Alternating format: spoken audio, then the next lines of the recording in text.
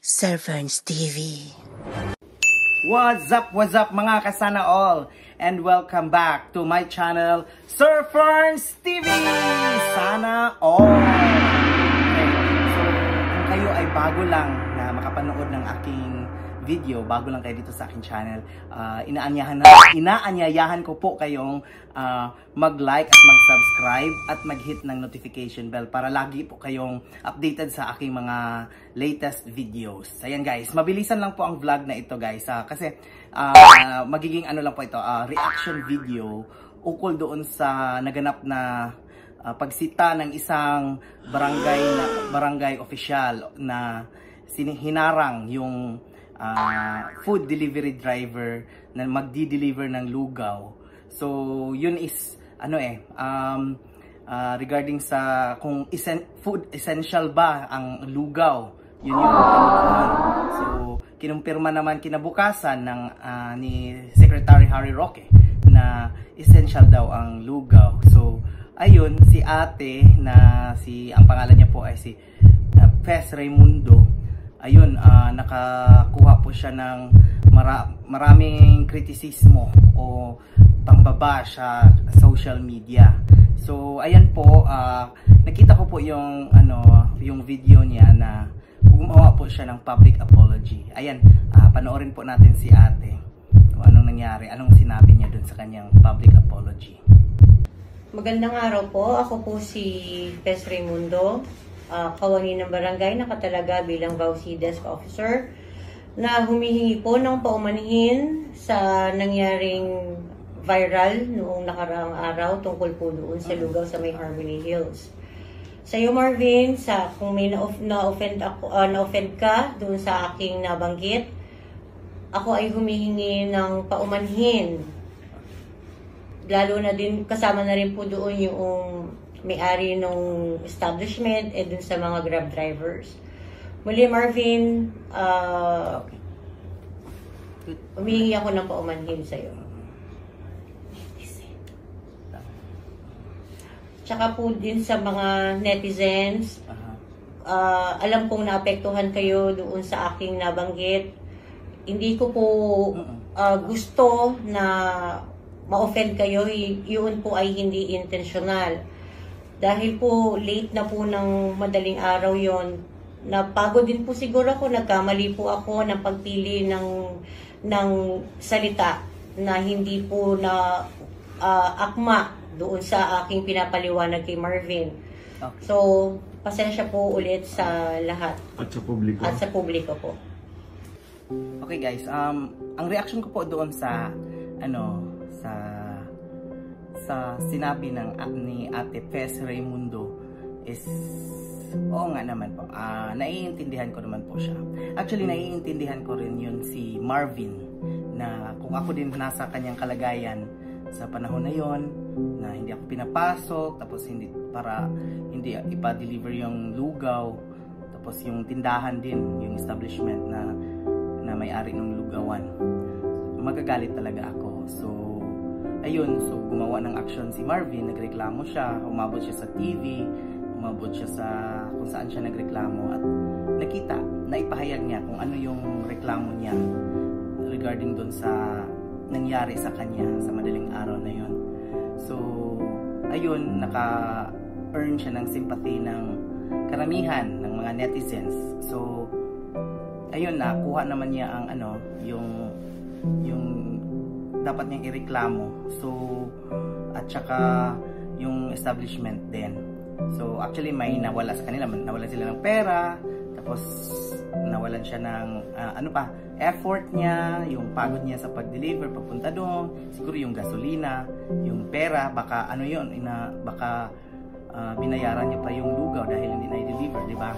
So naintindihan natin siya, kaya naman nakita natin yung galit ng publiko regarding sa nangyari.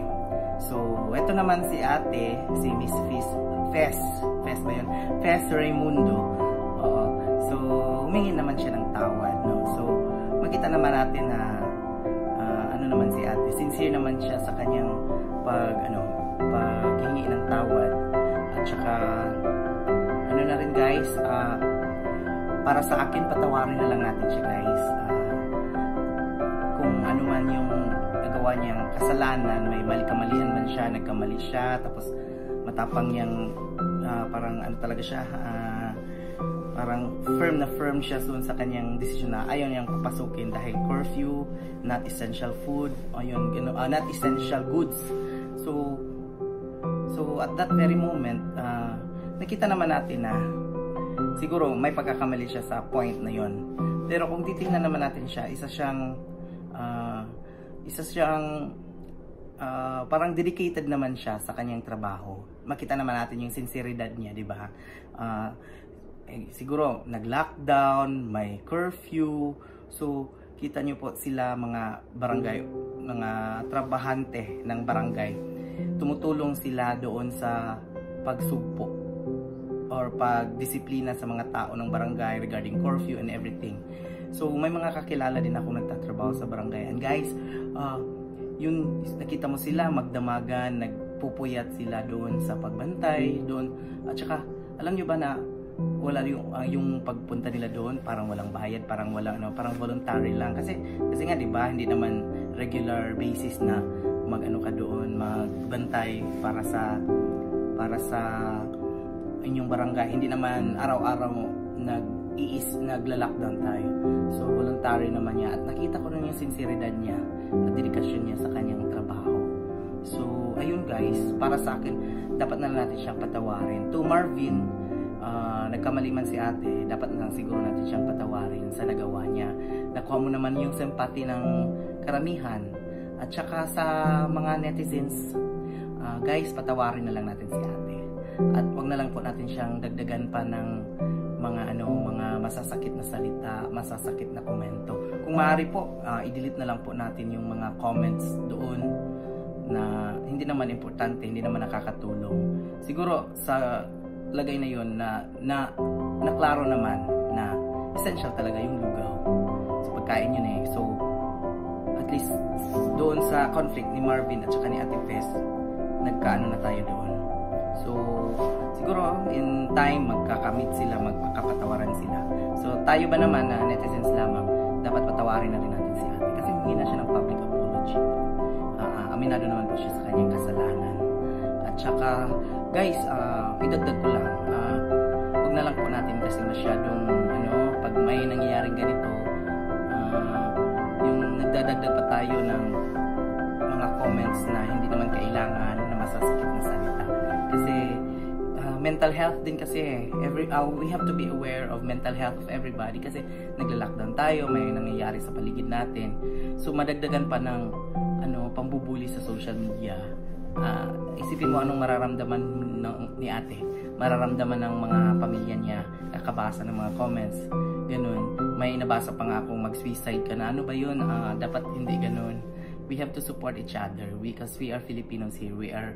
We must help each other. Hindi yung dinadown pa natin, yun bang may nakikita ka ng may kasalanan, tapos pinabugbog mo, tapos ang dami nang nagbubugbog, tapos nakisali ka pa sa pagbugbog. Kawawa naman, 'di ba? So, ayun, mahal na araw ngayon, guys. So, sinaselebrate natin yung pagkamatay ni Jesus. At saka yung pagkamatay ni Jesus is for the purpose na sagipin ang ating mga kasalanan. So kung ang Panginoon nga ay pinatawad tayo kahit hindi niya kasalanan, inako niya yung kasalanan niya, nagpapako siya sa krus, nagpabugbog siya dun sa mga Hudyo. So dapat din natin patawarin si ate. Kung sino ba naman tayo na hindi magpatawad, Diyos nga nagpatawad at nagpapako pa sa krus. So in the name of Good Friday ng Biyernes Santo, dapat lamang po napatawarin natin si Ate Fes Raimundo. Maraming salamat po guys. Yun lang po ang aking reaction video para dun sa public apology ni Ate Fes Raimundo. Thank you guys. Hanggang sa uulitin po. Abangan niyo po ang aking mga susunod na videos. Ito po si Sir Ferns TV na nagsasabing sana all. Bye-bye! Sir Ferns TV.